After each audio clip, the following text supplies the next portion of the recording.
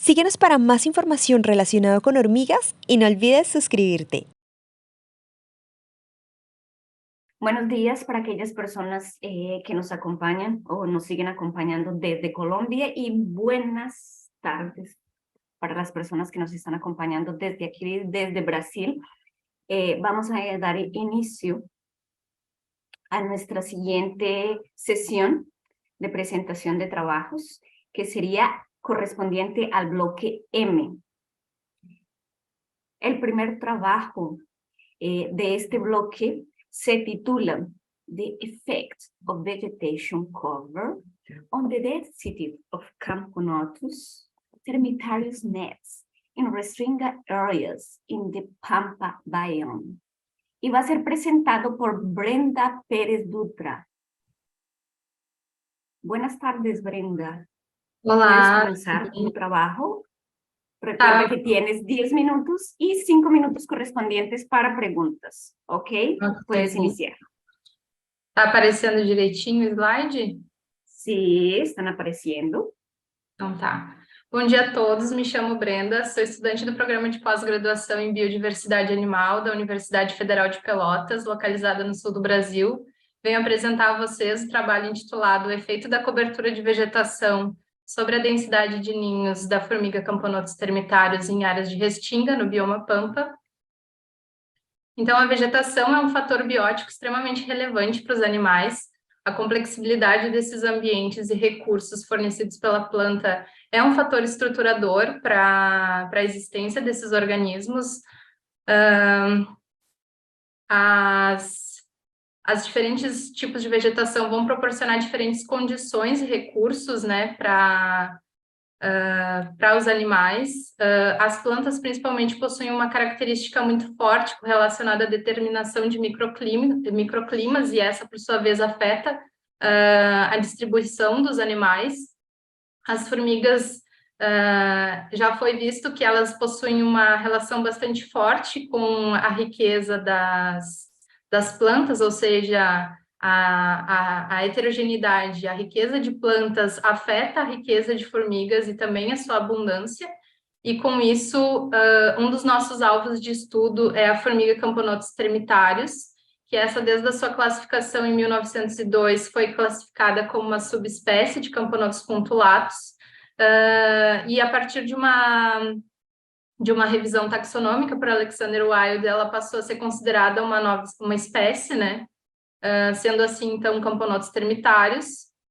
É uma formiga nativa do bioma Pampa, possui distribuição na Argentina, Brasil, Paraguai e Uruguai. Ocorre de forma simpátrica com Camponotus punctulatus. E essa recente mudança taxonômica para o grupo, ela acaba criando uma lacuna na literatura, e pouco se sabe, então, sobre os hábitos de Camponotus termitarius e sobre o comportamento dessa espécie, principalmente para a nidificação. Nós não temos informações, né, e utilizamos como referência para o nosso trabalho, trabalhos relacionados à nidificação de Camponotus punctulatus, e essa é uma formiga de solo que possui o hábito de nidificação de ninhos epigéicos, né, formando esses montículos acima do solo, e também fazem a realização da nidificação em plantas rosetadas, como na segunda imagem. Então, com isso, a proposta desse trabalho foi avaliar a influência do tipo de vegetação na densidade de ninhos em áreas de restinga no bioma Pampa, e avaliar também se a presença de ninhos epigéicos é um bom preditor para a atividade de forrageamento da formiga Camponotus termitarius, uma vez que a gente não carece de estudos, né, falando sobre seus hábitos de nidificação, inclusive. Também avaliamos nessas áreas, né, de restinga, tem uma característica de áreas úmidas e alagadas, né, conhecidas como banhados. Então, essas áreas que a gente avaliou têm uma característica de serem ambientes alagados temporariamente ou permanentemente, e nós avaliamos se existe uma correlação dessas áreas úmidas alagadas na densidade, né, dos ninhos da formiga, e também avaliamos o efeito da distância da água na densidade desses ninhos. Nossa área de estudo, então, é no extremo sul do Brenda, Brasil. Oi? Licença, Brenda, mas a gente não está conseguindo ver teus slides. A gente ficou no primeiro da introdução. Agora está passando. Tá na metodologia, na área de estudo? Isso. Tá. Então, a nossa área de estudo é no estado do Rio Grande do Sul, no extremo sul do Brasil.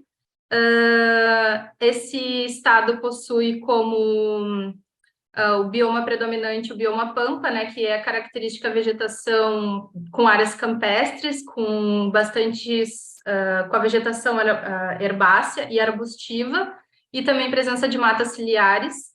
O clima dessa região é classificado como subtropical úmido, então nós avaliamos 3 áreas, e dentro dessas áreas do bioma pampa também existem sistemas, né, que eu estava comentando posteriormente, dessas áreas úmidas que são conhecidas como banhados, né? São sistemas que ficam alagados temporariamente ou permanentemente. Possuem uma vegetação característica também, elas funcionam como um termorregulador em estações quentes também do ambiente, funcionam como refúgio para a fauna, e é bastante rico em matéria orgânica. Para a vegetação, então, nós utilizamos drones para obter imagens da paisagem, e essas imagens foram processadas no software QGIS, onde nós utilizamos para fazer o delineamento do nosso estudo, né, em que nós utilizávamos como área central os banhados, e a partir da delimitação da água desse banhado, nós fazíamos um buffer, né, de 40 metros, ao redor do banhado, e dentro desse espaço, né, nós sorteávamos 10 pontos aleatórios. E em cada um desses pontos aleatórios sorteados, nós traçamos parcelas de 30 metros quadrados em que a gente fazia o mapeamento da vegetação. E, através do mapeamento, surgiam algumas características, algumas categorias conforme o ambiente. Aqui vocês podem ver as categorias como a estrada, os arbustos, a água propriamente dita, que o corpo da água, nós avaliamos, tínhamos a categoria de distância da água que avaliamos, áreas alagadas, categoria da grama, as árvores. E para a densidade de ninhos, então, nós traçamos, em cada coordenada geográfica, nós traçávamos um raio de 15 metros e íamos fazendo a circunferência desse ninho, dessa área, e contabilizando os ninhos. Para a densidade de ninhos, nós utilizávamos a fórmula de número total de ninhos pela área amostrada, fizemos análise de correlação múltipla para checar as associações entre as categorias, e fizemos análise de modelo generalizado misto para comparar os efeitos das categorias no número de ninhos, né? Então, tivemos as seguintes categorias fixas, como a água, alagado, arbustos, árvores e distância da água. Nossos resultados, nós avaliamos 2,6 hectares e encontramos 606 ninhos. Para as categorias água, alagado e arbustos, não observamos nenhum efeito, mas tivemos efeito para cobertura de árvores e distância da água. Então, para a cobertura de árvores, nós observamos um efeito negativo ocorrendo sobre essa densidade dos ninhos. Esse efeito ocorreu nas 3 áreas amostradas, sendo mais acentuado nas regiões em vermelho e verde. E esses resultados também, quando a gente correlaciona através dos nossos dados de correlação, né, da categoria de árvores com a categoria de grama, por exemplo, elas possuem uma correlação bastante forte com a natureza inversa, né? Então, no momento que o efeito negativo ocorreu para as áreas de árvore, a gente entende que o contrário esteja ocorrendo para as áreas de grama. Esse resultado também ele corrobora com o que é encontrado na literatura, né? Já que diz que para as formigas da região subtropical existe uma preferência de nidificação por áreas campestres do que por áreas de mata. Então, essas preferências podem estar correlacionadas às tolerâncias térmicas das formigas, uma vez que já foi observado que as formigas elas possuem maior tolerância a altas temperaturas do que a baixas temperaturas, e pensando isso no nosso sistema, por exemplo, a cobertura de árvores, ela está relacionada a uma área de sombreamento, e essa, por sua vez, vai ter uma maior umidade no ambiente e baixas temperaturas. E a áreas de campos, né, ela vai ter uma maior incidência de luz e maiores temperaturas. Então, pode ser que essas formigas, não só pela influência com a influência da vegetação e também pelas essas condições de climas que também estão associadas a elas, né? O nosso outro resultado sobre a distância das águas, nós observamos um efeito negativo ocorrendo também nas 3 áreas amostradas, e esse resultado, na verdade, para nós foi surpreendente, uma vez que a gente imaginava que essas formigas, por serem formigas de solo, elas não iam estar sendo favorecidas, né, por essas áreas próximas da água. Então, no nosso resultado, a gente percebe que aqui temos os banhados, né, que as formigas elas estão tendo preferência pela nidificação nessa área de interface entre a água e o solo mais seco, propriamente dito. E nisso a gente pensa no ambiente no sistema do banhado, ele é um sistema dinâmico que vai variar conforme a periodicidade de chuvas, né? Então vão ter momentos que esses banhados eles vão transbordar e as formigas que estão nidificando próxima dessas águas, né, dessas áreas de banhado, elas vão estar suscetíveis ao alagamento, né? Os seus ninhos vão estar suscetíveis à perturbação da água. Então fica aí a pergunta, né? Por que as formigas estão dando preferência para essas áreas? Quais seriam os motivos disso? Então, como conclusão, a gente conclui que os diferentes tipos de vegetação estão atuando de diferentes formas, né? Sendo a vegetação arbórea com uma influência negativa, né? Nós conseguimos também levantar questões de preferências para a nidificação da espécie. E é isso, agradeço a atenção de todos, agradeço à Universidade Federal de Pelotas por proporcionar a realização desse estudo, ao Laboratório de Comportamento e Ecologia de Formigas e aos meus orientadores, eu, Sebastião, e eu, Cristiano Agra. Obrigada ao evento também pela oportunidade de estar aqui divulgando o meu trabalho. Fico à disposição para as perguntas. Muito obrigada, Brenda. Muchas gracias, Brenda. Y como tú ya lo dijiste, estamos abiertos a preguntas. Por favor, envíen sus preguntas. O professor Rodrigo fala: parabéns, Brenda. Alguma variação morfológica entre populações dessa espécie de formiga? A gente não fez a coleta, né, dessas formigas. Não sei se existe realmente variação, né, entre elas. Ok, Brenda, no YouTube estão te parabenizando, muito boa a tua apresentação, excelente apresentação, muito bom trabalho. E eu tenho uma pergunta, Brenda, talvez você sabe a arquitetura desse tipo de ninhos, dessa espécie nessas áreas, tem algum tipo de informação? Ou esse é o seguinte passo de vocês? Ou, não sei, hoje eu tenho essa curiosidade da arquitetura do ninho dessas formigas. A gente não sabe ainda, né? A gente percebeu essa formiga nidificando, assim como foi ali naquelas imagens, né, que eu trago, são da Termitários, né? A gente percebe ela nidificando, fazendo os seus ninhos epigéicos e também fazendo os seus ninhos em plantas rosetadas. Essas 2 imagens são do nosso ambiente de estudo, né? Seria interessante realmente dar continuidade a essa questão dos ninhos, né? Do estabelecimento desses ninhos para as formigas.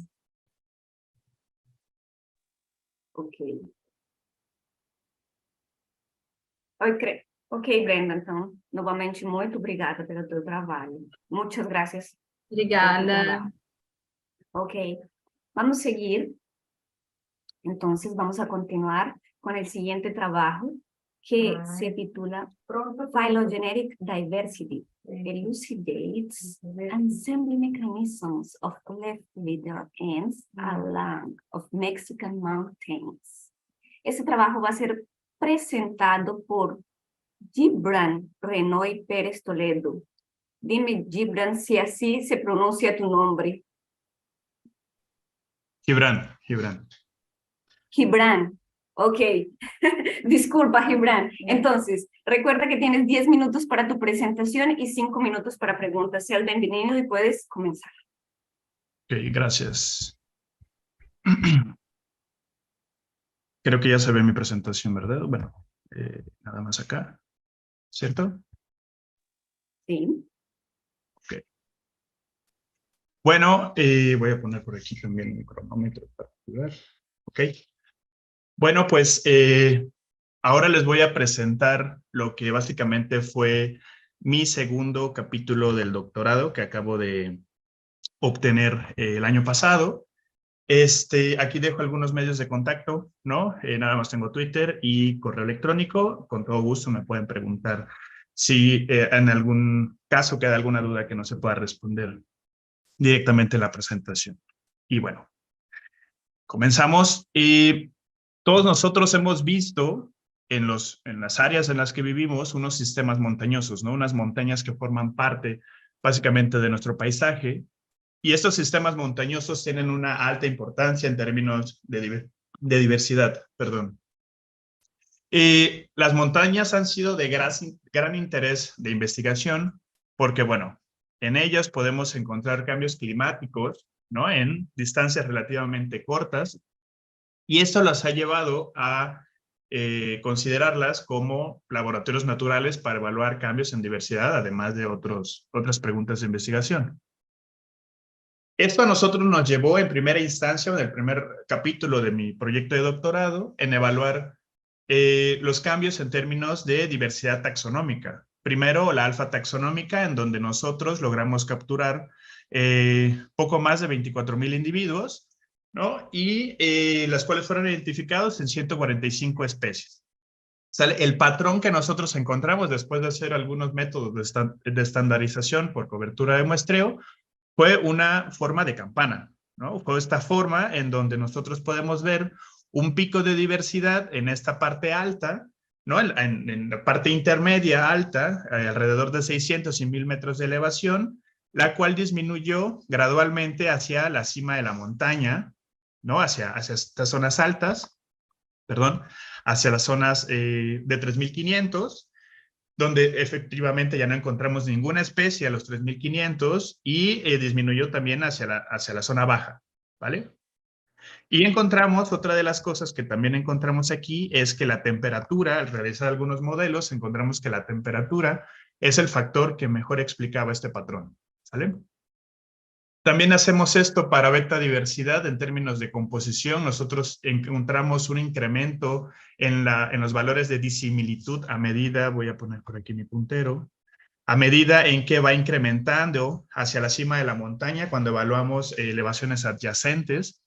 Y cuando hacemos una descomposición entre los componentes de recambio y de anidamiento, encontramos, como ustedes podrán notar aquí en estas barras azules, que el recambio de especies es el componente que más contribuye, ¿no? Y una de las cosas muy particulares es que en el sitio más alto donde encontramos hormigas, que es 3000 metros, no comparte ninguna especie con su elevación adyacente inferior, o sea, 2500.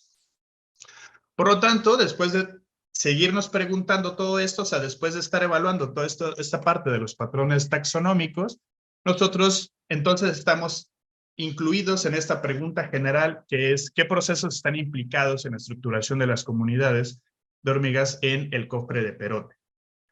Para responder esta pregunta, nosotros utilizamos un enfoque filogenético. Para ello, lo que nosotros utilizamos nosotros nos basamos en el supuesto que las especies que están filogenéticamente cercanas, es decir, los clados más cercanos en la filogenia, comparten características ecológicas, comportamentales, morfológicas mucho más similares que linajes que se encuentren más dispersos o más lejanos en la filogenia. Algo que se ha llamado conservacionismo de nicho filogenético. Entonces, utilizando este enfoque filogenético, a nosotros nos ayuda a evaluar procesos históricos que están implicados en la estructuración de las comunidades y que nos llevan a los patrones actuales que nosotros observamos en la diversidad. ¿Qué podemos evaluar en términos filogenéticos? Bueno, si evaluamos alfa filogenética, por ejemplo, nosotros podemos evaluar si el filtrado ambiental ha seleccionado ciertos rasgos, ¿no? Ciertas características de las especies, lo que nos va a llevar a comunidades compuestas de clados cercanos, ¿no? Mientras que si el mecanismo de estructuración es la competencia, lo que ha llevado es que el nicho disponible se ha maximizado por diferentes linajes que no comparten, ¿no?, esta similitud ecológica. En términos de beta filogenético, nosotros podemos evaluar si la limitante de dispersión, perdón, en términos de linajes, es la que modula la disimilitud entre comunidades. Esto nos llevaría a que a mayor distancias geográficas se encuentren los sitios, a mayor lejanía entre los sitios, mayor disimilitud entre linajes, ¿cierto?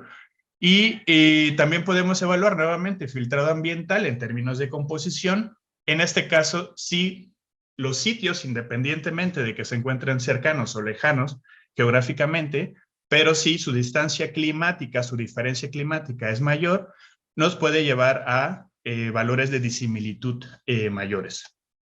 Y bueno, nosotros, este proyecto de investigación, nos centramos en hormigas de hojarasca. Utilizamos estos métodos de extracción de Winkler, que ya conocerán muy bien ustedes. En total, tomamos 320 muestras de 1 metro cuadrado en todo el gradiente. Ese gradiente estuvo compuesto por 8 estratos altitudinales, desde el nivel del mar, representado por el número 1, hasta 3.500 de elevación. Todas las elevaciones separadas sistemáticamente por 500 metros de elevación. Y bueno, a pesar de que no me voy a centrar en términos taxonómicos, aquí les dejo este histograma en términos de riqueza por género, porque bueno, sé que algunos de ustedes luego están interesados en material. Aquí lo tengo ordenado alfabéticamente, como para que sea más fácil la localización de un género en particular para ustedes. ¿Vale? Ahora, pasando ahora sí en análisis filogenéticos.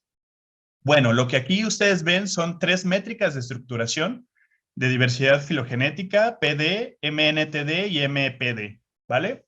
Otra cosa que podrán ver son estos violines, son estas áreas azules, lo cual son áreas definidas por 1000 árboles filogenéticos que se construyeron para realizar el análisis.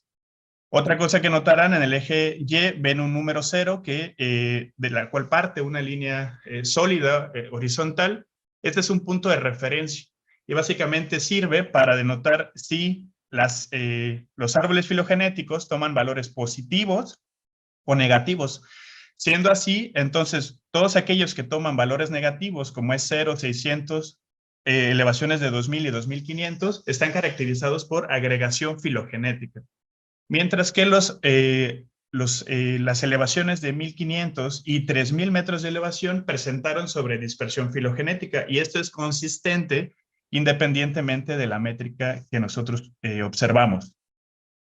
Cuando realizamos algunos modelos múltiples, observamos que el efecto o el modelo completo, donde está la temperatura, el efecto aditivo con la precipitación y su interacción, no solamente es aquel que explica la mayor variación de estos fenómenos, de estos patrones, observándolos aquí en el coeficiente de determinación, sino que también es el modelo más parsimonioso, ¿no? ¿Tienes 2 ¿Esto qué nos minutos quiere? más?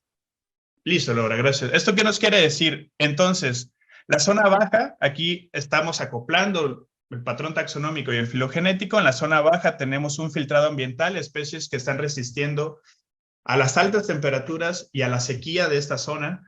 Esto sucede también en elevaciones altas, solamente que en sentido contrario. Ahora tenemos linajes que tienen características de resistir el frío y altas humedades.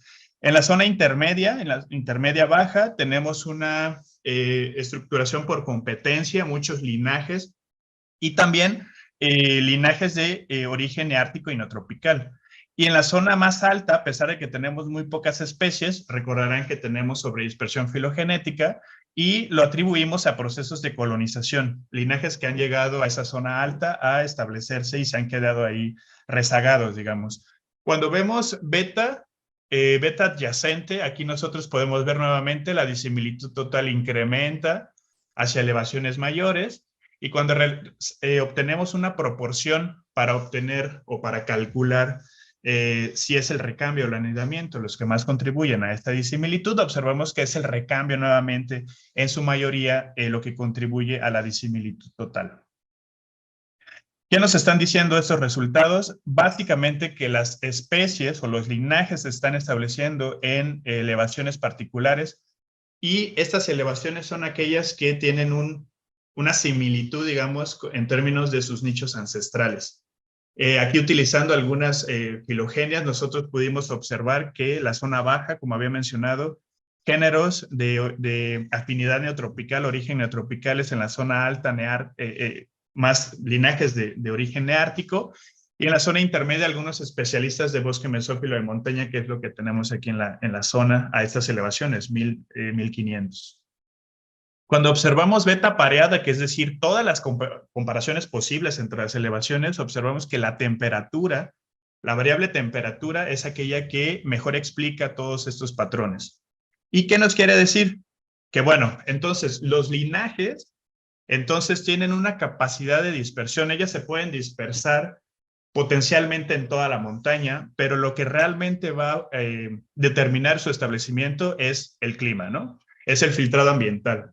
La tolerancia que tengan los linajes para soportar cambios en términos de elevación, cambiar en una elevación, pero lograr soportar ese cambio en términos climáticos. Si ustedes quieren tener un poquito más de información con relación a este trabajo, bueno, fue publicado el año pasado, por si tienen gusto de leerme. Y bueno, nada más agradecer a todas las instituciones que formaron parte de este proyecto, nuevamente mis datos de contacto, y si tienen alguna pregunta, estaré más que gustoso de responderla. Muchas gracias. Excelente presentación. Gracias. Ok, aquí dicen muy interesante y muy bien explicado. ¿Alguien tiene alguna pregunta? Y dicen, ¿no te dio por mirar la diversidad funcional, solo la filogenética? Sí, de hecho, inicialmente en el proyecto estaba planteado de diversidad funcional, solo que exactamente se cruza pandemia y nos limitan el ingreso al instituto donde íbamos a tomar las fotografías, ¿no? Para hacer las mediciones. Entonces funcional quedó desplazado, digamos. Pero ya en la actualidad estamos construyendo la matriz morfológica para hacer análisis de diversidad funcional, complementar todo, ¿no? Los tres ejes, digamos, taxonómica, funcional y filogenética, sí. Próximamente. Ese es el siguiente paso. Y sí, definitivamente. Sí, por ahí tenemos varias ideas con relación a funcional, entonces sí, va a estar interesante también. Aquí te responden estupendo y muchas gracias. No, hombre, te agradezco tu presentación, agradezco tu trabajo y darlo a conocer, ¿ok? Muchas gracias. Vamos a dar continuidad a la presentación de nuestros trabajos en este bloque M. El siguiente trabajo es, o se titula, Amazônia em Foco, o proyecto Science y a diversidad de especies de formigas. Le doy la bienvenida a Tamires de Oliveira Andrade, que nos va a dar a conocer ese trabajo. Tamires, tienes la palabra, tienes 10 minutos para tu presentación y 5 minutos correspondientes a preguntas. Seas bienvenido. Tá bem.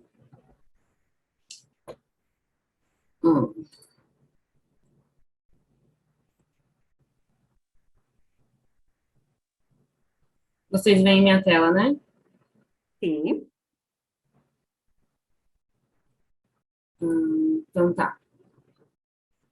Boa tarde a todos, meu nome é Tamires Andrade e o meu trabalho aqui se intitula Amazônia em Foco, o projeto Science e a diversidade de espécies de formigas. Então, vamos lá. Bom, os ecossistemas tropicais, eles são essenciais para a manutenção na vida na Terra e abrigam aproximadamente 3/4 de todas as espécies existentes, incluindo 79% das formigas. Mas os estudos que avaliam os padrões de riqueza de espécies e as distribuições geográficas, eles têm sido limitados principalmente para vertebrados e plantas. Isso sugere que a gente pode esperar uma diversidade de espécies muito maior do que a gente conhece até agora. E existem inúmeras lacunas de conhecimento em ambientes tropicais e que podem ser levadas por diferentes razões. Essas lacunas, elas estão presentes em muitos grupos, mas alguns grupos, como os invertebrados, por exemplo, eles podem ser mais afetados. E as formigas, elas são consideradas um grupo altamente diverso e elas são numericamente e ecologicamente dominantes nas florestas tropicais, mas como os invertebrados no geral, elas também estão subrepresentadas nas análises de larga escala. Esse problema ele está parcialmente relacionado com uma falta de dados disponíveis para desenvolver esses estudos e também existe uma falta de organização sistemática do conhecimento sobre a distribuição das espécies. Então, com o objetivo de preencher essas lacunas, surge o Projeto Science, que tem como objetivo principal reunir e promover informações científicas para aumentar o conhecimento sobre a diversidade das formigas na Amazônia. E o pontapé inicial do projeto foi a tese de doutorado do Jodelis, que foi publicada em 2022. Esse trabalho, ele representa um dos primeiros, na verdade, ele é o primeiro estudo em larga escala baseado em características de insetos na floresta amazônica. Então, o projeto Science, ele é uma iniciativa regional que busca promover informações científicas para aumentar o conhecimento sobre a diversidade de formigas na Amazônia. E um dos principais objetivos é construir um conjunto de dados abrangente e manter esse conjunto de dados atualizado sobre a distribuição das formigas na Amazônia. E a gente espera que esse banco de dados forneça uma estrutura robusta para abordar questões sobre macroecologia, características e diversidade filogenética de formigas na Amazônia. Além disso, esse banco de dados também pode melhorar o uso de formigas como bioindicadoras em programas de restauração ecológica na Amazônia. Isso pode contribuir para a conservação da sua biodiversidade. O projeto ele foi criado em 2021 e está sediado no Museu Paraense Emílio Guild, no estado do Pará, e ele conta com a participação de pesquisadores de diferentes disciplinas, como ecologia, taxonomia, conservação e divulgação científica. O time principal do Science é composto por esses 5 pesquisadores, Rogério, a Lívia, o Jodelis, o Otávio e eu. Mas o projeto também conta com uma rede colaborativa de pesquisadores de diferentes instituições, tanto nacionais quanto internacionais. E eu espero que depois dessa apresentação, essa lista de colaboradores aumente. Então, o Science ele apresenta 4 frentes principais. Amostragem de formigas através do uso de diferentes metodologias e técnicas de coleta, identificação e descrição da diversidade de espécies de formigas, a promoção de políticas e práticas públicas de proteção das espécies e conservação dos ecossistemas por meio de conhecimento científico, e a divulgação dos resultados para o público especializado e não especializado. E a pergunta que norteia o Science é: quem são e como estão distribuídas as formigas na Amazônia brasileira? Então, para começar, os dados iniciais desse banco de dados, eles são provenientes de registros disponíveis para a bacia amazônica no GEB. Os primeiros registros, eles são de 1817, mas além do GEB, também a gente compilou dados adicionais de ocorrência de outros bancos de dados e também de repositórios científicos no Brasil, incluindo coleções de museus. Também a gente usou dados de trabalhos publicados e não publicados, como dissertações, teses. E a validação das espécies e também a confirmação dos registros das distribuições geográficas, eles foram feitos por especialistas e ainda são feitos na atualização dos bancos, por especialistas nos respectivos grupos. E a validação dos nomes das espécies é baseada no EntCat. Então, até agora, a gente encontrou para a Amazônia brasileira 12 subfamílias, 106 gêneros e 997 espécies de formigas. E os gêneros mais frequentes, que são aqueles que apresentaram mais de 2.000 registros, foram Camponotus, Ectatoma, Cephalotes, Pseudomyrmex, Dolichoderus, Strumigenes, Crematogaster e Pheidole. Esses números aqui embaixo das imagens, eles representam as quantidades de registros. Então, juntos, esses gêneros, eles correspondem a 54% de todos os registros de formigas para a Amazônia brasileira. Já as espécies com mais registros foram Ectatoma tuberculatum, Ectatoma bruneum, Camponotus atriceps, Cephalotes atratus e Strumigenes denticulatum. Bom, esses mapas, eles foram retirados lá do trabalho do Jodeles, e eles mostram aqui no mapa A que a riqueza de espécies observadas, ela foi maior aqui nas regiões central e leste da Amazônia, e foi menor nas regiões norte, sul e oeste, com uma exceção aqui no sudeste do Acre e no norte de Rondônia. Já aqui no mapa B, são estimativas de riqueza extrapoladas, que indica que essas regiões aqui no sul, como aqui no estado do Mato Grosso, e aqui ao norte, no estado de Roraima, elas são previstas para abrigar essas áreas são previstas para abrigar uma alta riqueza. Então, nos últimos 10 anos, o time do Science, ele visitou 67 localidades na Amazônia.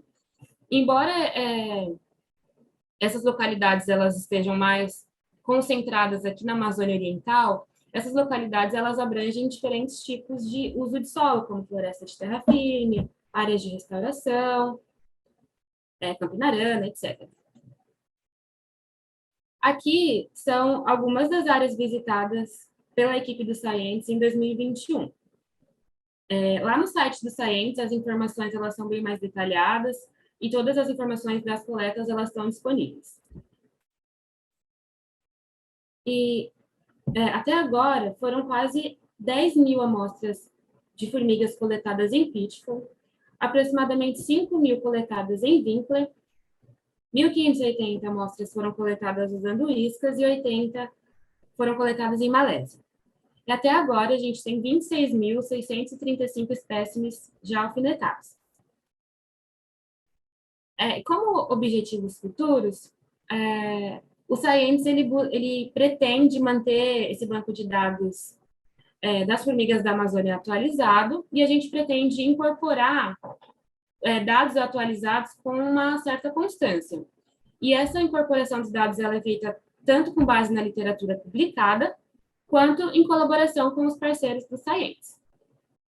E para os próximos anos, a gente pretende focar nas amostras que foram coletadas pela equipe na Amazônia Oriental entre 2013 e 2021, que são centenas de amostras, e fortalecer também a coleta de formigas nesses locais.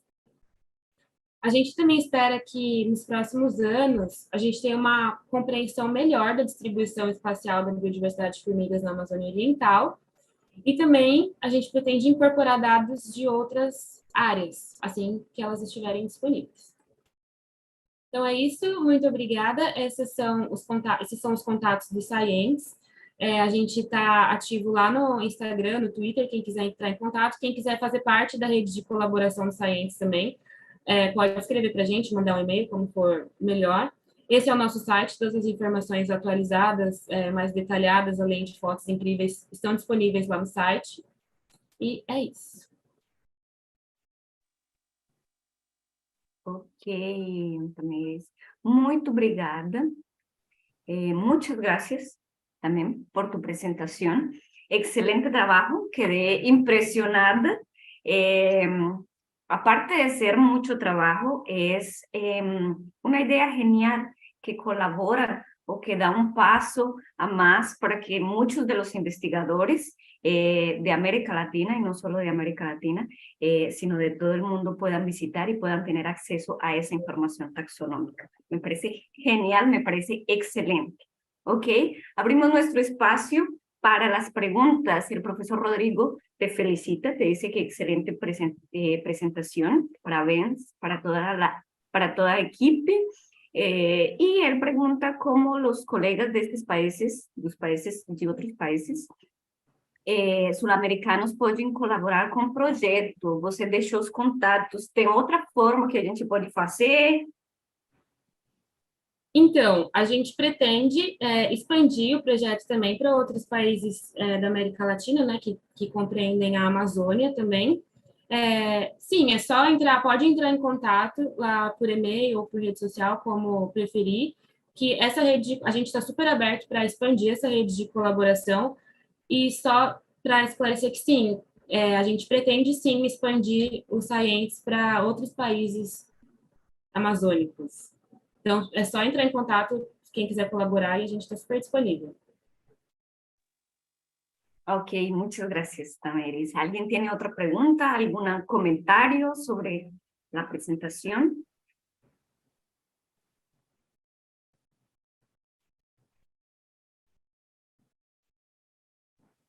Vamos a dar un minutico para ver si llega alguna pregunta o algún comentario de YouTube.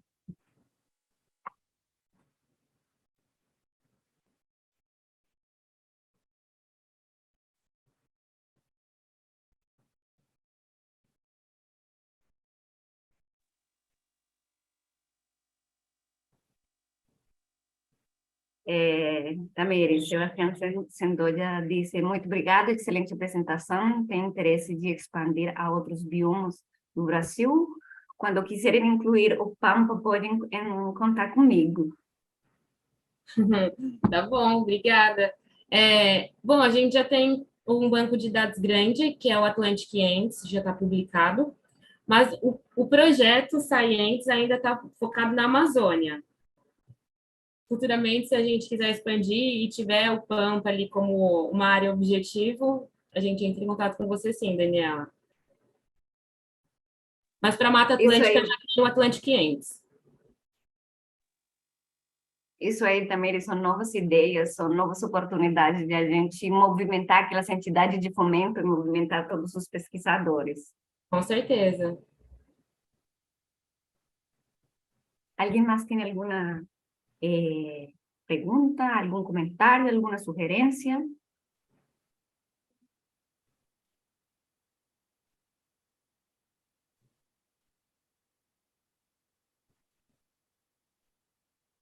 Ok, entonces, Tamiris, te agradezco tu participación, excelente trabajo, y extiendo esas felicitaciones a ti y a todos tus colegas y a todos los colaboradores de ese gran proyecto. Ok, muchas gracias. Obrigada. Vamos a seguir con nuestra siguiente presentación. Nuestra siguiente presentación se titula La cobertura forestal, modula la diversidad y morfología de hormigas en paisajes de bosque tropical. Y quien nos va a dar el honor de presentar ese trabajo es Diana Aguatzin. Sí. Hola, buen día. Voy a compartir ¿Ese es tu apellido? Sí, Aguatzin. Es un poco Aguatzin. complicado. Es en náhuatl, aquí. Okay, voy a compartir mi presentación. No sé si tenga permiso, ¿ok? Claro. Puedes Claro. compartirla. Recuerda que tienes 10 minutos para tu presentación. Listo. Y 5 para preguntas. ¿Ya se puede ver? Espera que está cargando. Ya. Sí. Ok.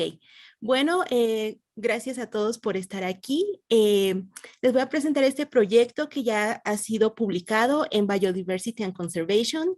Si requieren buscar más información al respecto, yo voy a dar algo un poco resumido porque son bastantes cosas. Y bueno, voy a comenzar. Ok, listo. Entonces, prácticamente nosotros trabajamos con la dinámica de paisajes transformados, específicamente trabajamos en bosques tropicales húmedos. Y bueno, como ya se ha visto a lo largo de todas las presentaciones de estas últimas semanas, el cambio de uso de suelo y también la pérdida de diversidad son de los procesos que más afectan la estructura del paisaje y también generan una una gran variación ambiental que va a afectar la biodiversidad.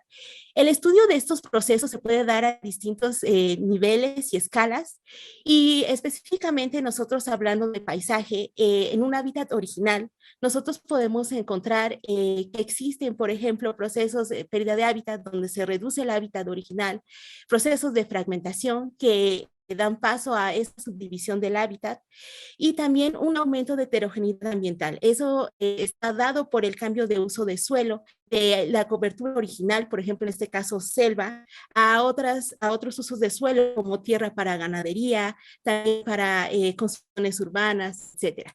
Sin embargo, nosotros a nivel local, voy a colocar el puntero, a nivel local también nosotros podemos observar diferentes cambios, sobre todo en las condiciones microclimáticas, ya sea cambios en la temperatura, en la humedad, en la luminosidad, y también algunos factores, cambios en algunos factores bióticos como son la vegetación, la hojarasca y sobre todo los cambios en la diversidad de especies. ¿Qué pasa? Nosotros, bueno, para poder estudiar la respuesta de las hormigas al cambio en estos paisajes, podemos evaluar diferentes descriptores de biodiversidad.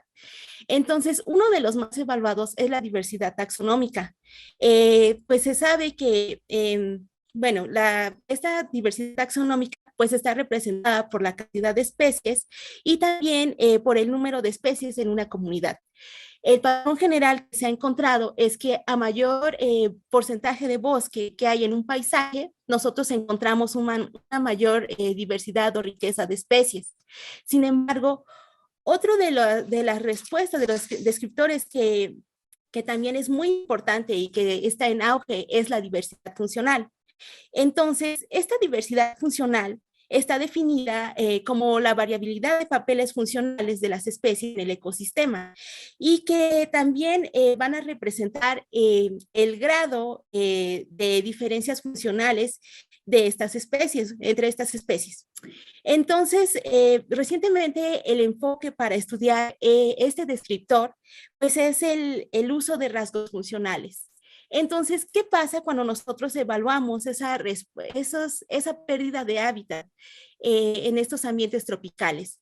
Pues prácticamente nosotros podemos obtener gradientes ambientales con esta pérdida de bosque, en donde podemos encontrar sitios con muy poca proporción de bosque que son altamente perturbados y sitios que también son muy conservados. Entonces, prácticamente esto podría ser como un filtro ambiental. Y esto lo podemos nosotros evaluar también con rasgos morfológicos. Entonces, en estos filtros ambientales lo que podría estar sucediendo es que hay una selección de especies que van a exhibir ciertos rasgos morfológicos, ya sea también de comportamiento o reproductivos, entre otros rasgos que van a ser similares. Entonces, estos rasgos funcionales en un ambiente pueden estar cambiando, creando ensambles con diferentes composiciones, no solo de especies, sino también con diferentes rasgos funcionales. Entonces, lo que nosotros buscamos en este proyecto es observar cómo influye el porcentaje de bosque en diferentes patrones de diversidad taxonómica, diversidad funcional, y también evaluamos cómo cambia la morfología de estos organismos. En este caso, nuestro grupo modelo son las hormigas. Nosotros nosotros trabajamos en la Reserva de la Biosfera Los Tuxtlas. Como se puede observar aquí en el mapa, pues la vegetación original es la selva alta perennifolia o bosque tropical húmedo. Sin embargo, pues el estado de fragmentación de este lugar pues es de más del 50% de la modificación original del paisaje. Actualmente se encuentran los fragmentos de selva, como se puede ver aquí en el paisaje, embebidos en una matriz de pastizales y de otros usos de suelo.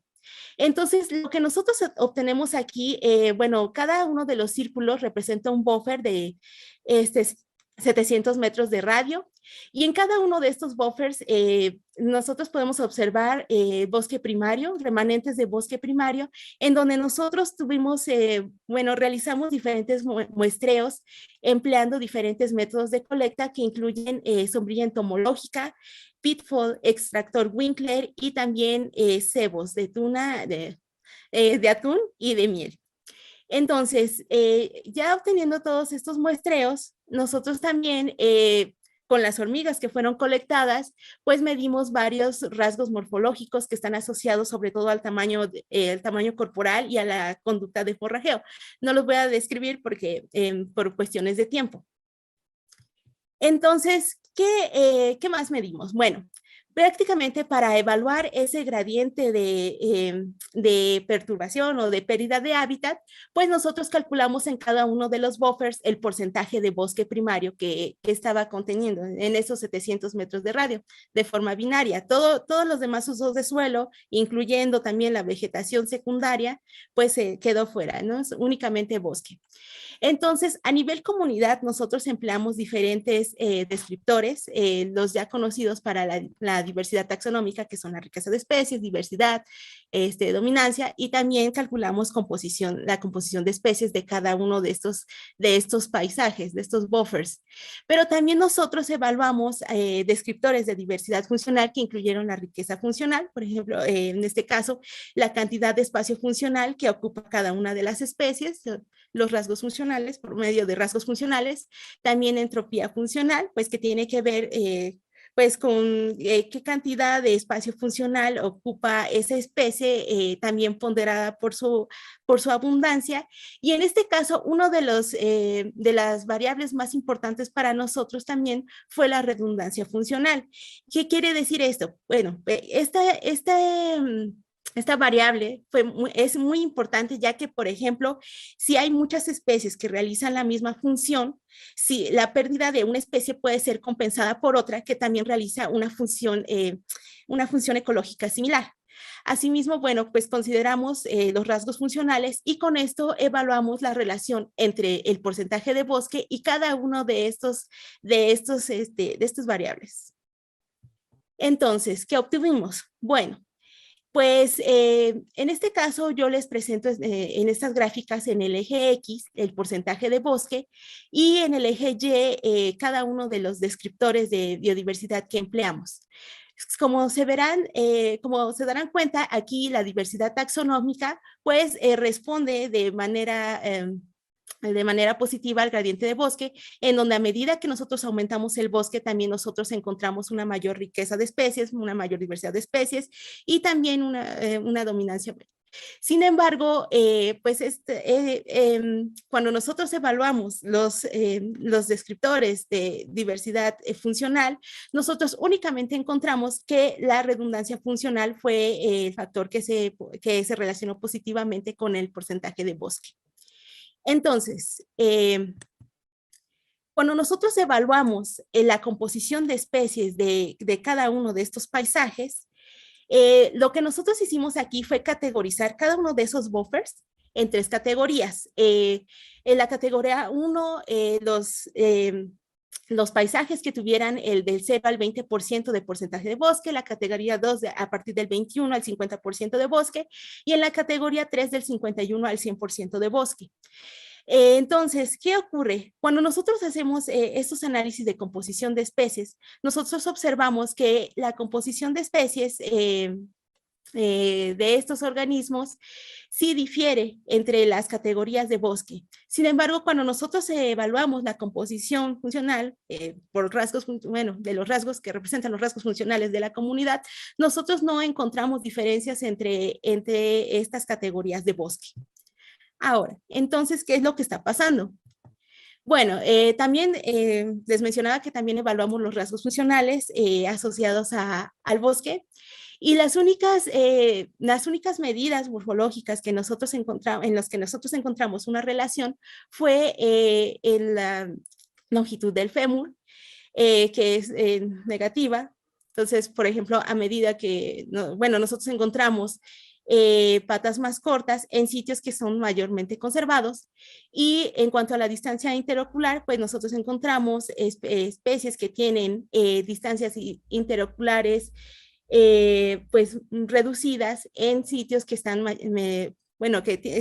tienen menor grado de conservación.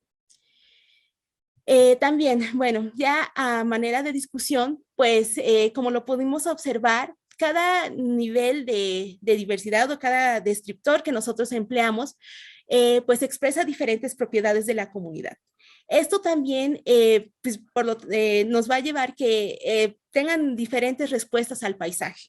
Entonces, ¿qué pasa? Pues, como ya les había mencionado, uno de los patrones generales era que a medida que nosotros aumentamos la riqueza de especies, nosotros también vamos a encontrar un mayor número de especies, y eso también lo observamos en nuestros paisajes, en los descriptores, en todos los descriptores de diversidad ecológica. Sin embargo, específicamente para la diversidad funcional, cuando nosotros evaluamos la redundancia funcional, pues nosotros encontramos que va a haber un mayor número de funciones en sitios que están mayormente conservados o que presentan una mayor cantidad de bosque. Entonces, suponiendo que nosotros tenemos una comunidad regional y nosotros evaluamos de manera diferente, por ejemplo, cada uno de los paisajes, nosotros vamos a encontrar paisajes, por ejemplo, paisaje A, paisajes que tienen que tienen un mayor grado de perturbación y que, por ejemplo, pueden estar presentando una mayor homogeneización de especies, en donde encontramos un número reducido de especies y también, por lo tanto, de especies con ciertos rasgos funcionales que podrían ser un poco redundantes, pero que también eso implicaría que hay muy pocas funciones ecológicas. Entonces, por ejemplo, si nosotros evaluamos otro paisaje, los paisajes que están mayormente conservados, pues nosotros ahí encontramos una alta diversidad de especies. Entonces, esto también habla de que ese gran número de especies con una gran diversidad morfológica, con diferentes rasgos funcionales, pues podrían ser un respaldo de funciones ecológicas. Y eso también, por ejemplo, brinda seguridad contra la alteración del hábitat o la pérdida de especies, ya que si se pierde una especie que es ecológicamente similar a otra, pues esa otra especie puede contrarrestar ese efecto. Y bueno, en cuanto a los rasgos funcionales que nosotros también evaluamos, como ya les había mencionado, los sitios mayormente conservados, pues puede que existan especies más especialistas con ciertos hábitos depredadores, y en los sitios que están mayormente perturbados, especies generalistas. Entonces, ¿qué pasa en los bosques? ¿Qué podría estar sucediendo? Pues hay una hipótesis que se llama hipótesis del grano, y que habla de que ciertos ambientes que tienen una mayor complejidad ambiental van a favorecer tamaños corporales más pequeños, ya que implican que la presencia de ciertas especies con longitudes de fémur muy cortas. Entonces, esto nos habla de que puede haber especies que son muy especialistas de hábitat, y también nos habla de que hay especies pequeñas que pueden aprovechar las grietas pequeñas o los sitios en la hojarasca como microhábitats. Entonces, contrario a lo que nosotros encontramos en sitios que están mayormente perturbados, donde encontramos especies con longitudes de fémur más grandes, más largas. Entonces, es posible también que las condiciones del bosque también puedan favorecer especies depredadoras más especializadas, ya que se sabe que los depredadores visuales pues presentan también una mayor distancia interocular. Y bueno, Diana, te queda un minuto. Ok, ya casi termino, justo a tiempo. Y bueno, ya a manera de conclusión, pues nosotros acabamos de ver cómo la diversidad taxonómica y la diversidad funcional pueden responder de manera diferente en este caso, nosotros evaluamos un gradiente de pérdida de hábitat, sin embargo, también es posible que en otros gradientes puedan también tener una respuesta diferente. También, pues, los rasgos morfológicos nos pueden permitir generar predicciones de la respuesta de las especies en un escenario de cambio de uso de suelo. Entonces, nosotros observamos cambios morfológicos en sitios perturbados y en sitios mayormente conservados. También, pues, el bosque primario, pues, es uno de los principales factores para la conservación de estas especies en este bosque tropical húmedo. Y bueno, ya a manera de agradecimiento, pues quiero hacer mención a todas las personas y a todos los colaboradores, no solo de México, sino también de Brasil, quienes me ayudaron pues a sacar este proyecto adelante. Y bueno, también pues les agradezco a todos su atención. Cualquier duda o en caso de que ustedes quieran ponerse en contacto conmigo, les dejo mi correo electrónico. Asimismo, también si requieren el artículo o artículos, se los puedo enviar. Y bueno, gracias a todos y también saludos a todos mis amigos que están exponiendo en este bloque. Y bueno, eso es todo de mi parte. Gracias, gracias a todos. Gracias a ti, Diana. ¿Alguien tiene alguna pregunta para Diana? ¿Algún comentario, alguna sugerencia?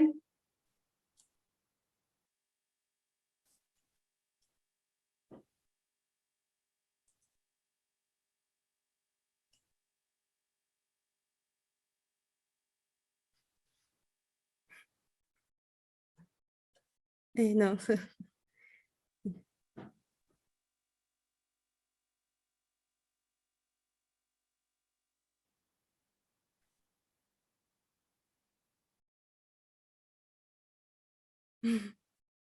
Gracias a todos por sus comentarios en el chat.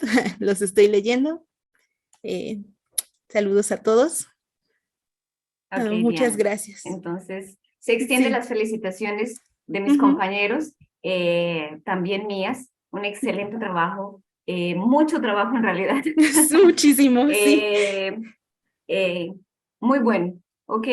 Sí. A todos nuestros participantes vamos a dar 3 minutos para tomar un café, para tomar agua, y nos vemos a las 11:04 hora colombiana. ¿Ok? En 3 minutos nos vemos para continuar con la siguiente sesión de trabajos. Muchas gracias.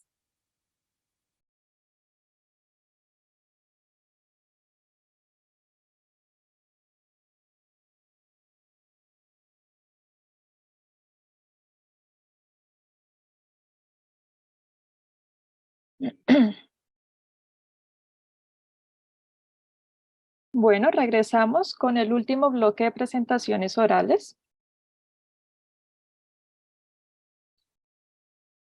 que se va a realizar en portugués, la primera presentación.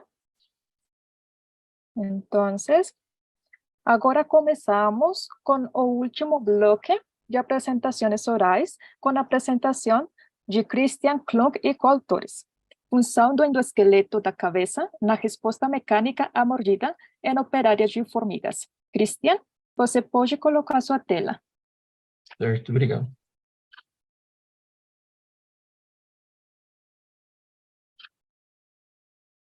Você tem 10 minutos para apresentação e 5 para perguntas. Você pode começar. Obrigado. Vocês estão vendo minha tela cheia? Sim. Certo, obrigado. Bom, então, boa tarde a todos. Meu nome é Christian, eu sou aluno de doutorado do Programa de Pós-Graduação em Ecologia e Conservação da Universidade Federal do Paraná e vou apresentar aqui os resultados parciais em um dos capítulos da minha tese. Então, o título é Função do Endosqueleto da Cabeça na Resposta Mecânica a Mordidas em Operária de Formigas. Basicamente, o endosqueleto da cabeça em insetos no geral e também em formigas é composto por invaginações que compõem o endosqueleto da cabeça, é o tentório, que é essa estrutura aqui, cuja morfologia varia bastante nas linhagens de insetos e mesmo entre espécies pode variar. E, basicamente, ele serve como ponto de inserção muscular para diversos músculos das antenas e também da faringe. Mas, pela maneira como ele está localizado dentro da cabeça, se especula que ele pode ter algumas funções importantes nas demandas mecânicas que a cabeça acaba sofrendo, especialmente quanto à contração dos músculos das mandíbulas.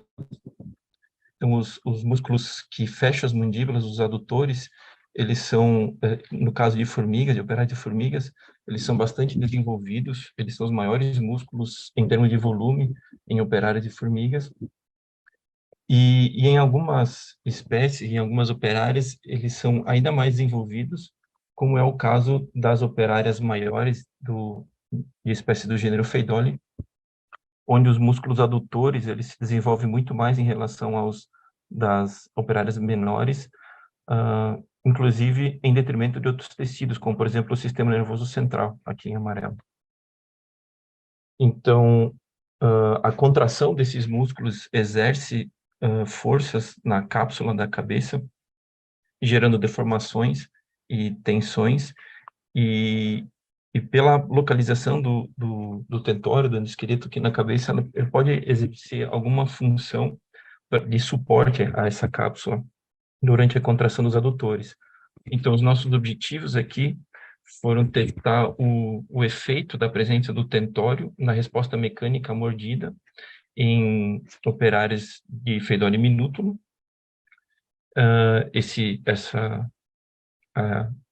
As demandas da mordida seria a contração dos músculos adutores. E testar o efeito do formato geral da cabeça nessa resposta mecânica, dado que a morfologia da cabeça de operários maiores e Feidoli costuma ser bastante diferente da morfologia da operária menor.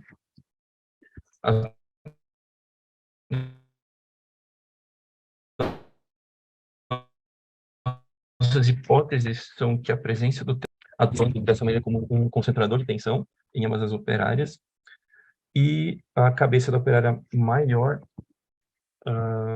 vai desenvolver tensões relativamente menores em relação à cabeça da operária menor, independentemente da presença ou não do tentório. Então, para testar essas hipóteses, nós fizemos simulações computacionais, utilizamos a análise de elementos finitos, e utilizamos, então, modelos tridimensionais da cabeça de operárias maiores e menores, de Feidoli minútula. Esses modelos tridimensionais nós cortamos pela metade, né? Utilizamos só uma metade para reduzir a demanda computacional, e aí as cargas dos músculos adutores das mandíbulas, nós simulamos esse músculo como se tivesse 5 feixes principais para variar aqui a direção das cargas, e utilizamos o apódema da mandíbula como uma referência para determinar a direção dos vetores. Para simular a presença das mandíbulas, né, a força de reação das mandíbulas, nós restringimos deslocamentos nas articulações da cabeça com as mandíbulas, e também restringimos o deslocamento aqui no colar nucal para impedir que a ocorrência de deslocamento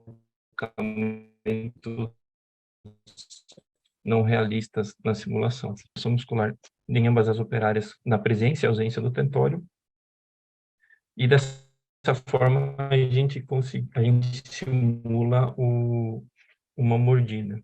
E utilizamos o software Fibil para essas análises. Então aqui a gente tem os resultados, olhando primeiramente só comparando cada operário, a presença e a ausência do tentório. A gente observa que a escala de tensão de 0 a 1 é uma escala normalizada.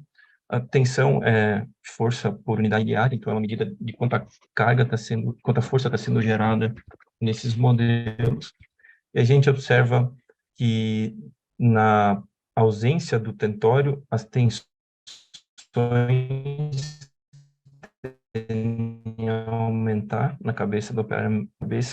Na face ventral não muda tanto, mas numa visão lateral a gente observa também que há uma diferença grande, especialmente próximas às articulações das mandíbulas. E aqui nessa estrutura, que é a outra-invaginação da cutícula, né, a ponte pós-hiena, a gente observa que as tensões aumentam razoavelmente na ausência do tentório. Algo semelhante ocorre nas operárias menores, mas a diferença não é tão visível. Então, tem uma diferença aqui na face dorsal da cabeça. Na ventral também há uma diferença, um aumento de tensão na ausência do tentório, mas numa visão lateral a gente não vê muita diferença, e aqui na ponte pós-hiena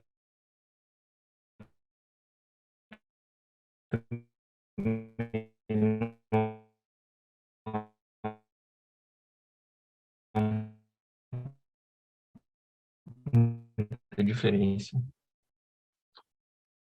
Christian, você tem 3 minutos restantes Comparando, de então, apresentação. independentemente da apresentação, a gente faz operários maiores, independente você pode me dizer em que momento eu parei? Ou posso só continuar em onde eu estava? Aí tá bom. Certo. Christian, você tem 4 minutos Tá, para terminar. certo, obrigado. Então, a gente observa que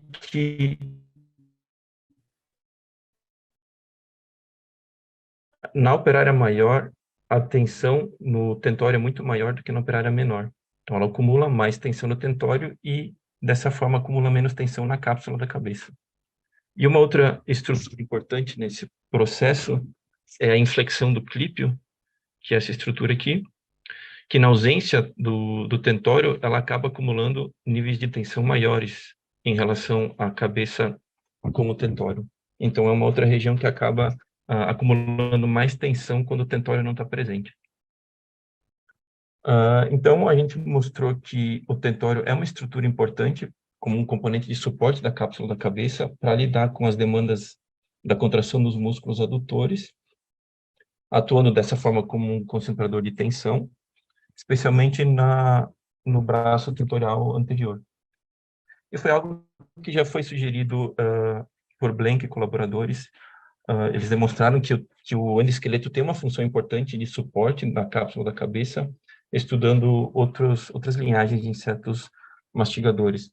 Mas aqui a gente demonstra que esse efeito ele pode variar, inclusive, intraespecificamente, né, entre operárias de uma mesma espécie. E a gente também conclui que o formato da cabeça da operária maior apresentou um desempenho mecânico superior, acumulou menos tensão em comparação à operária menor, independentemente da presença ou não do tentório, o que sugere que a morfologia dessa cabeça é adaptada a lidar com mordidas mais fortes. Isso concorda com a divisão de trabalho do gênero, dado que as operárias maiores de Feidoli tendem a ser especializadas em tarefas que demandam mordidas mais fortes, como a defesa e processamento de alimento. Então, gostaria de agradecer a organização do simpósio pela oportunidade de apresentar meu trabalho aqui, e aos meus colaboradores e a todos vocês pela atenção. Obrigado. Muito obrigado, Christian. Agora vamos com as perguntas. As pessoas na sala podem fazer as perguntas pelo chat ou pedir para falar.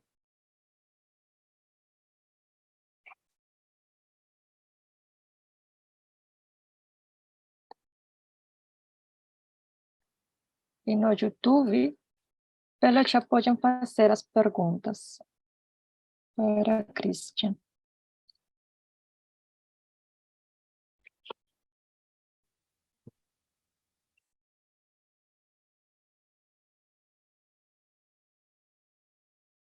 Christian, uma pergunta. Muito obrigado pela sua apresentação. Que diferenças morfológicas encontrou entre o tentório das operárias maiores com as menores?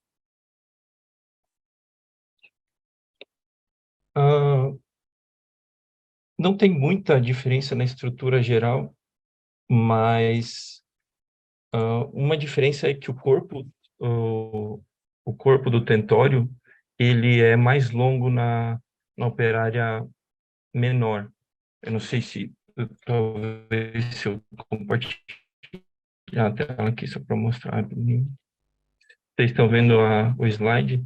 Essa estrutura aqui, o corpo do tentório, ele é um pouco mais longo na operária menor do que na operária maior. Essa é a principal diferença que eu encontrei. Mas também essa estrutura aqui, essa placa interior aqui, ela é um pouco mais desenvolvida na operária maior também. Mas não são grandes diferenças. Nas regiões que acumulam mais tensão, que seria mais nessa região aqui, eu não encontrei, não tem muita diferença entre as operadas. Muito obrigado, Christian. Uma última pergunta. Por que você escolhera Feidole minútula para seu estudo? Desculpa, falhou um pouco o áudio. Pode repetir, por favor? Não entendi? Você pode repetir a pergunta, porque falhou o áudio quando você falou. por que vocês escolheram Pheidole minútula para seu estudo? Certo. A gente escolheu a Pheidole minútula porque a gente precisava de uma cabeça que não tivesse muita rugosidade na cabeça, na cutícula, porque isso aumenta muito o tamanho das malhas que a gente usa para reconstruir, que formam o modelo tridimensional. E aí, se tem muita rugosidade, as malhas vão ter que ser muito maiores e muitas vezes a malha não fica boa para análise de elementos finitos, gera elementos que distorcem muito e eu não consigo fazer as simulações. Então, a gente precisa de uma cabeça que não tenha muita complexidade, a gente simplifica também um pouco, e nesse caso, a Pheidole minútula se mostrou uma espécie bastante interessante, e também porque tem essa variação bem nítida entre o formato da cabeça do operário maior e menor. A gente poderia aproveitar e testar isso também. Ok, muito obrigado, Christian, pela sua apresentação, muito interessante. Obrigado, eu que agradeço. Agora, continuamos com a apresentação de Henrique Moleiro. Olá, bom dia. Bom dia, Henrique. Sua apresentação é Poneracantha mecótile, nova descoberta sobre a rainha e a fauna do Amapá, Brasil. Henrique, pode apresentar sua tela. Tá certo. Você tem 10 minutos para sua apresentação e 5 minutos para perguntas. Tá compartilhando a minha tela? Não, não conseguimos ver sua tela. Agora só um instante. Agora sim? Agora sim. Vou colocar em modo de apresentação. Uhum.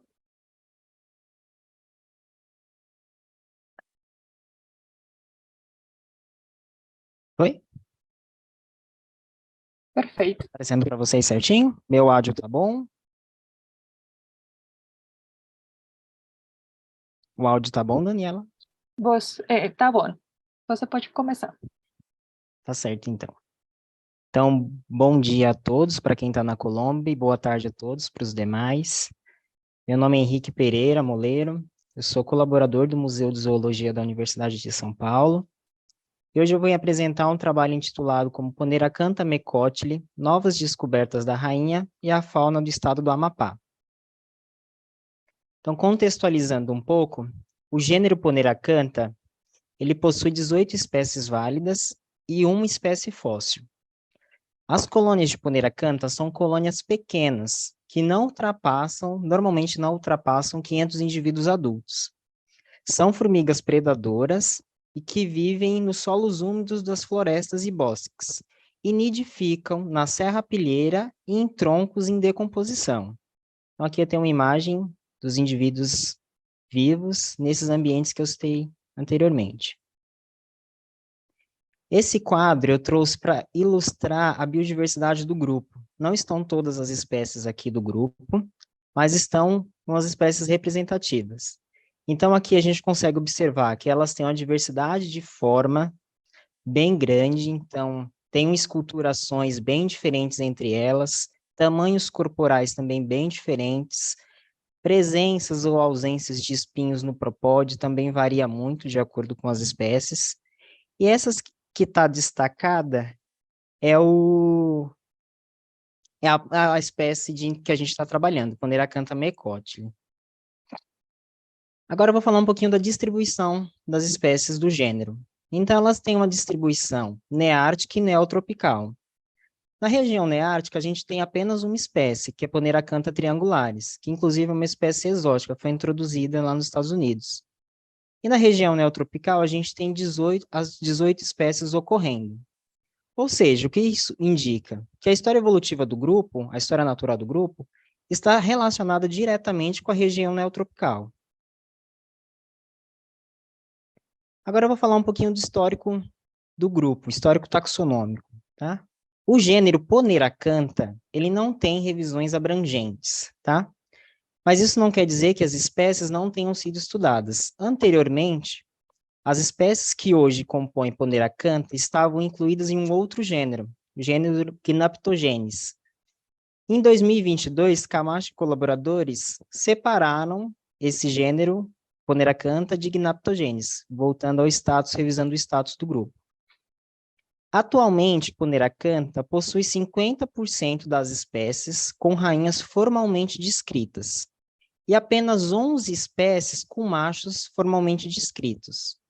Então, aqui eu ilustro nesse quadro o trabalho que Camacho e colaboradores 2022 fez essa separação. Agora eu vou falar um pouquinho do indivíduo que a gente utilizou para a descrição dessa rainha. Em 2016, pesquisadores no Museu Paraense Emílio Gueldi, em incursões de coletas na Flona do Amapá, que é a Floresta Nacional do Amapá, coletaram a rainha, que a gente usou para o estudo, e operárias de Poneracantha mecotili, através de extratores de Winkler. Esses exemplares foram montados em via seca e depositados no Museu Paraense Emílio Gueldi. O método de Winkler, como é sabido da maior parte dos participantes do simpósio, ele é um método para amostragem de formigas que vivem na serrapilheira e na camada superficial do solo. Então, justifica a metodologia empregada. Essa imagem aqui eu mostro um pouquinho a localização da Flona do Amapá. Então, a Flona do Amapá ela está localizada na região central do estado, né? É uma região com mata amazônica, né, de floresta amazônica, e ela tem essa fitofisionomia como as imagens ao lado ilustram, né? Agora eu vou falar um pouquinho dos objetivos do nosso trabalho. Então, o principal objetivo do trabalho, um dos principais, foi realizar a descrição de Poneracantha mecotili, da rainha de Poneracantha mecotili, reportar o primeiro registro de ocorrência para a espécie para o estado do Amapá, além disso, preencher lacunas de conhecimento da mirmecofauna da região amazônica. Agora eu vou falar um pouquinho dos materiais e métodos do nosso trabalho. Os registros de ocorrência, eles foram checados por meio principalmente do Entmaps e da literatura específica dos grupos. Além disso, foram analisados os caracteres morfológicos da espécie. A confirmação da espécie da rainha, foi feita por especialistas do grupo. Além disso, foram realizadas 11 medições e calculados 3 índices no exemplar. Poneracantha mecotili difere-se de outras espécies de Poneracantha, principalmente pela combinação desses caracteres: escapos estriados, presença de espinhos propodiais, a margem mastigatória da mandíbula com 7 a 12 dentículos, presença de estrias vermiculares na região lateral do corpo. Além disso, elas apresentam também um pecíolo mais longo do que largo. Isso vai ficar claro conforme a apresentação fluirá. Agora falando um pouquinho das distinções entre a rainha de Poneracantha mecotili e as operárias da espécie. A rainha apresenta coloração de pernas e antenas ligeiramente mais clara. O padrão de pilosidade é mais abundante no dorso do mesossoma. Além disso, a rainha apresenta comprimento relativamente maior do que as operárias da espécie. Este comprimento já é algo esperado para rainhas de formiga no geral, de uma forma geral. Então, aqui eu ilustro essas características que a gente observou. Então, a pilosidade mais abundante no dorso do mesossoma, coloração das antenas ligeiramente mais clara em relação às operárias da espécie, e a coloração das pernas também ligeiramente mais clara. Aqui eu tenho uma imagem que ilustra isso perfeitamente. Então, eu tenho a rainha e a operária ao lado, com essas características que eu mencionei anteriormente. Então, pernas mais claras, antenas relativamente mais claras, e esse padrão de pilosidade mais abundante no dorso do mesossoma. O espécime que a gente utilizou para descrição, ele apresenta-se sem asas. Isso justifica principalmente pelo método de coleta que usamos. Uma vez que a rainha foi coletada com o método de Winkler, isso indica que a gente coleta as rainhas já estabelecidas no ninho. Não que isso exime de coletar rainhas com asas que voam baixo, próximo ao solo. Mas nesse caso específico, provavelmente a rainha já é... A gente provavelmente coletou a colônia e a rainha já estava estabelecida no ninho. Agora, fazendo as considerações finais do trabalho, com esse trabalho, a gente levantou alguns pontos importantes. O primeiro deles, a gente adicionou informações importantes sobre o conhecimento das rainhas do gênero. Então, a gente elevou aquele número de 50% das rainhas descritas para o grupo. Além disso, a gente realizou o primeiro registro da espécie para o estado do Amapá, que também preenche lacunas de conhecimento para a região amazônica da myrmecofauna, como eu havia dito anteriormente. A gente é um dado importante para a instituição de áreas de conservação, tá? É um fato relevante para isso. Além do mais, a gente preenche uma lacuna de conhecimento para a região amazônica, e aquela velha frase clichê, mas que é extremamente válida, que a gente só preserva o que a gente conhece. Então, é um ponto importante isso também. E agora, as próximas etapas do nosso trabalho é fazer um estudo comparativo entre as rainhas de Poneracantha, para a gente visualizar as diferenças morfológicas entre elas e tentar inferir relações sobre a biologia dos grupos. Agora, os meus agradecimentos. Inicialmente, eu agradeço ao Simpósio de Myrmecologia pela oportunidade de a gente apresentar os nossos resultados, ao Museu Paraense Emílio Gueldi, por disponibilizar o material para estudo, à agência de financiamento, que no nosso caso foi a FAPESP, e ao Museu de Zoologia, ao qual eu faço parte. Muito obrigado, Daniela, pela disponibilidade, e eu me coloco à disposição para as perguntas que virão. Obrigado, gente. Muito obrigada, Henrique. Então, as pessoas que queiram falar na sala podem pedir para falar. Também no chat.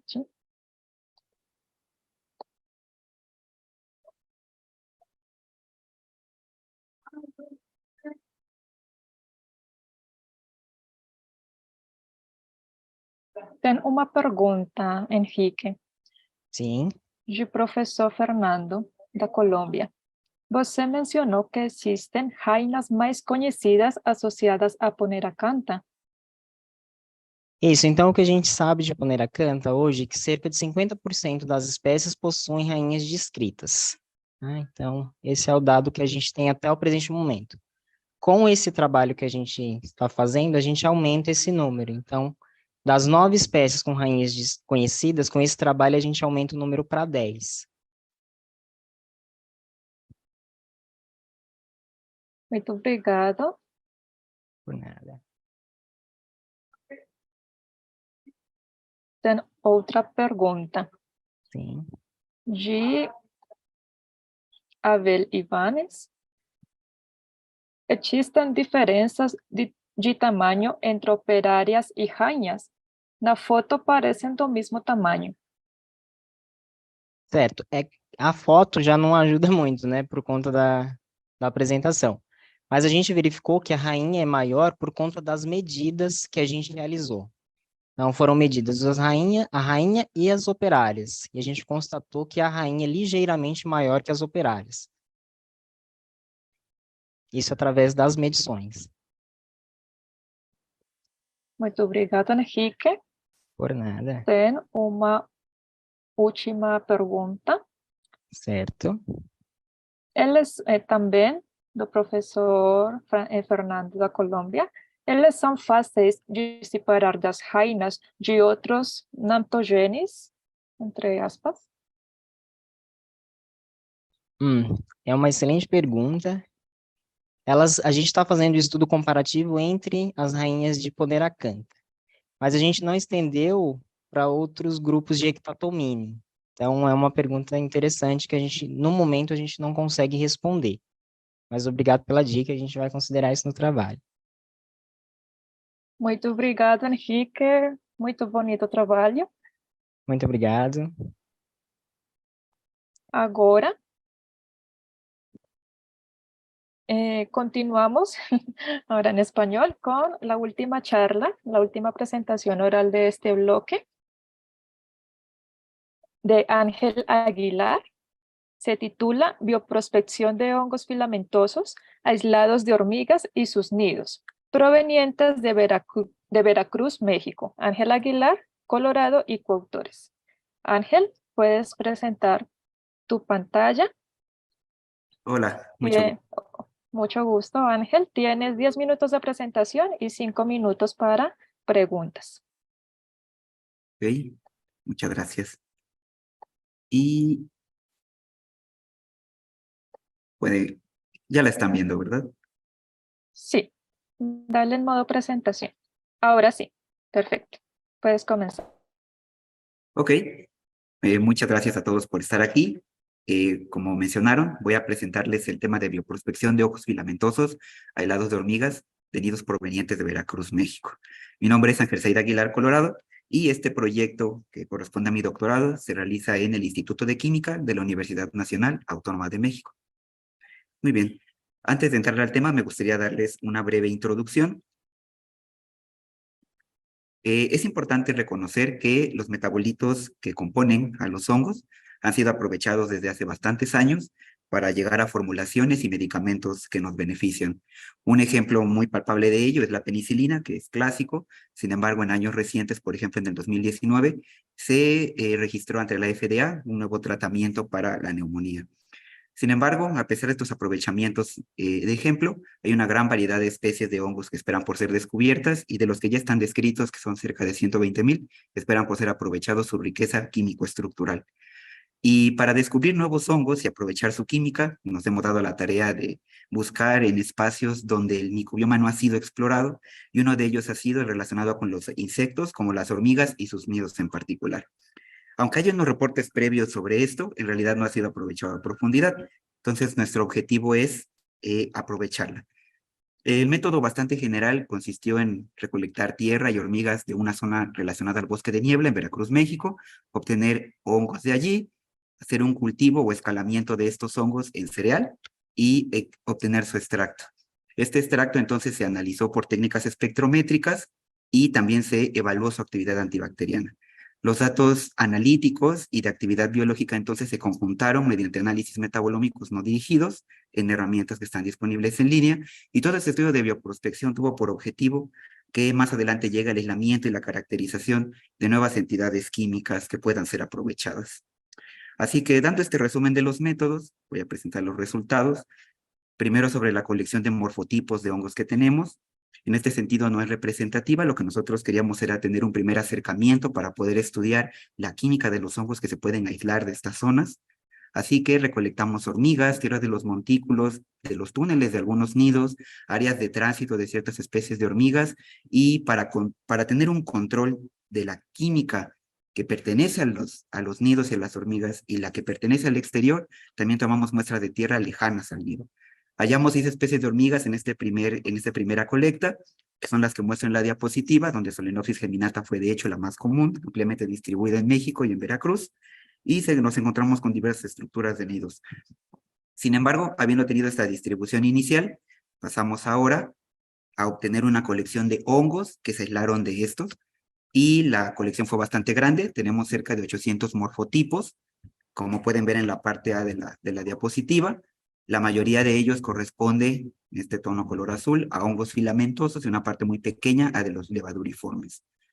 Por el muestreo, la mayor parte de ellos están asociados a nidos y a la hormiga Solenopsis geminata, y en menor medida a Ata, y aún en menor medida a el resto de las especies halladas. Sin embargo, dado que la diversidad química era tan amplia, nosotros nos enfocamos solo en una porción de esta, de la que obtuvimos ahora una colección de extractos para conocer su química, que es lo que está en la parte derecha de la diapositiva. Estudiamos cerca del 34% de los hongos asociados a los nidos y cerca del 90% del total de los hongos asociados a las hormigas. Ahora bien, con estos extractos, con esta colección de extractos, nos dispusimos a hacer el análisis metabolómico no dirigido basado en espectrometría de masas, que es lo que les presento aquí. Todos estos puntos, que no sé si alcancen a notar, pero están unidos por líneas que llamaremos aristas, son una representación de toda la composición química de los hongos asociados a los nidos y al terreno circundante. Cada uno de los nodos es una estructura química potencial y están agrupados o acercados entre sí cuando guardan una relación estructural, es decir, cuando tienen cierta similitud. Lo que nosotros hallamos fue que los hongos asociados a los nidos en las hormigas presentan una diversidad química menor comparada con la química de los hongos que están en el exterior del nido, pero tiene una gran riqueza de derivados estructurales, lo cual no es ni bueno ni malo, sino que es lo que podemos aprovechar de ellos.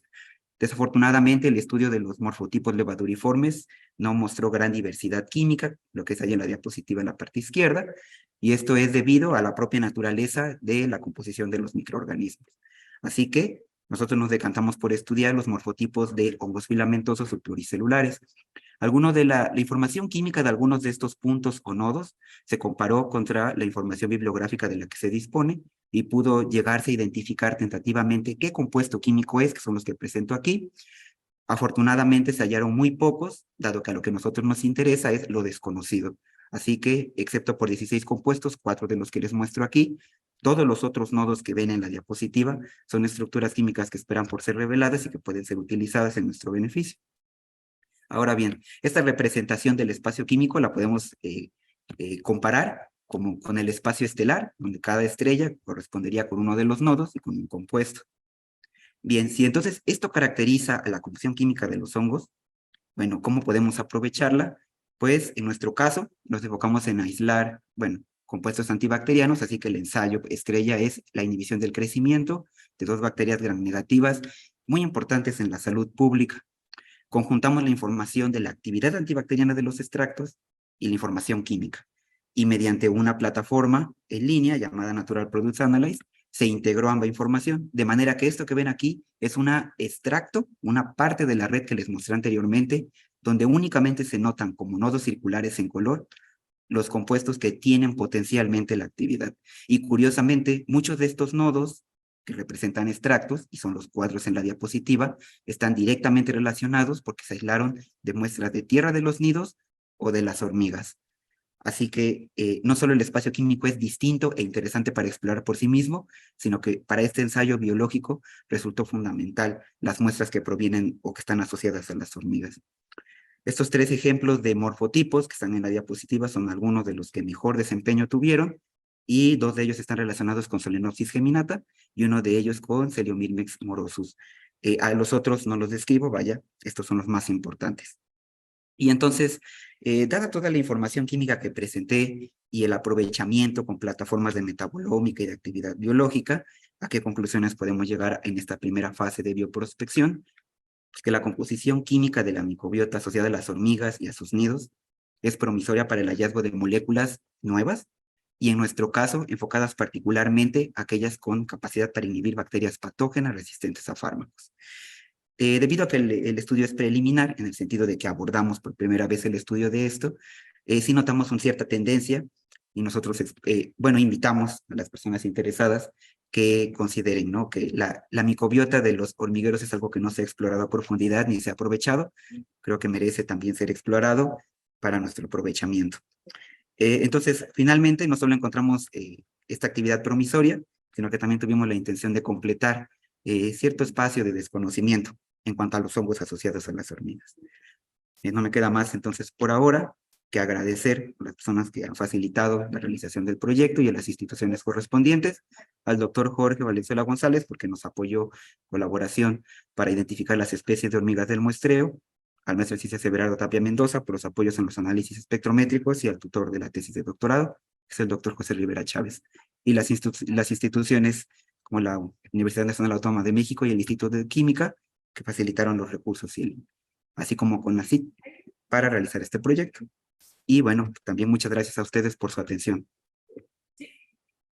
Muchas gracias a ti, Ángel, por tu presentación.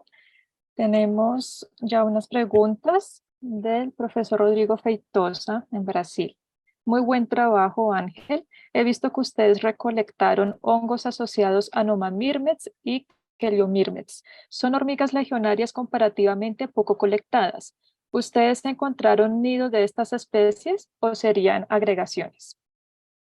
Hola, sí, muchas gracias. Sí, no lo especifiqué. En este caso no encontramos las agregaciones, sino que se referiría, nosotros hallamos el sitio de tránsito por el que transcurrían, Entonces decidimos tomar una muestra sobre esa área sobre la que se marchaban y la comparamos precisamente contra el área donde no estaban. Entonces, las hormigas legionarias nosotros no tuvimos una muestra del nido precisamente, de la hormiga sí, pero más bien de su sitio por el que transitaba.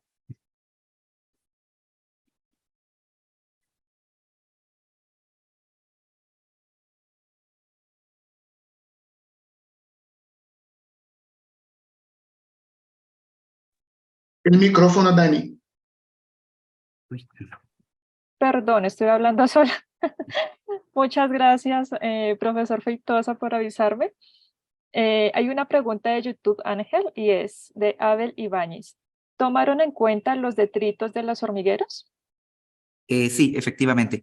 Bueno, dependiendo de la estructura que hubiesen tenido para la especie, nosotros tomamos una muestra del montículo y de los detritos que estuvieran ahí. Eliminamos las porciones más grandes como maleza y hojas, pero tomamos una muestra del montículo hasta los 10 centímetros de profundidad. Y luego homogenizamos esa muestra y de ahí obtuvimos los aislamientos de hongos. Muchas gracias, Ángel. Damos un minuto más de preguntas para el que esté interesado. Personas que están en la sala de Zoom, si quieren pedir la mano para hablar, hacer algún comentario a Ángel, lo pueden hacer, pueden pedir la mano, pueden pedir la palabra, perdón. Bueno, Diana Aguatzin te dice que excelente trabajo, Ángel.